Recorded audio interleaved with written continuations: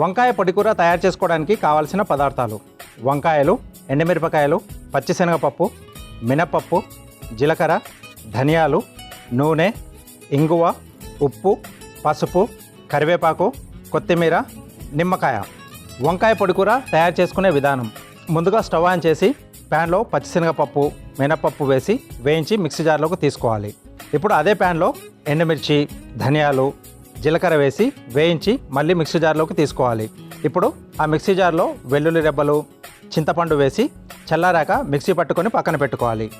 ఇప్పుడు మళ్ళీ ప్యాన్లో నూనె పోసి వేడయ్యాక అందులో ఆవాలు, జీలకర్ర, వెల్లుల్లి రెబ్బలు, కరివేపాకు, ఇంగువ, కట్ చేసి పెట్టుకున్న వంకాయ ముక్కలు, ఉప్పు, పసుపు వేసి మగ్గించుకోవాలి. తర్వాత అందులో కొత్తిమీర, మిక్సీ పట్టుకున్న మసాలా పొడి వేసి బాగా కలిపి స్టవ్ ఆఫ్ చేసి మూత పెట్టి కొద్దిసేపు ఆ వేడి మీద మగ్గించుకోవాలి. చివరగా నిమ్మరసం పిండి బాగా కలిపి సర్వింగ్ ప్లేట్లోకి తీసుకొని పైనుండి కొత్తిమీర వేసి సర్వ్ చేసుకుంటే వంకాయ పొడి కూర రెడీ.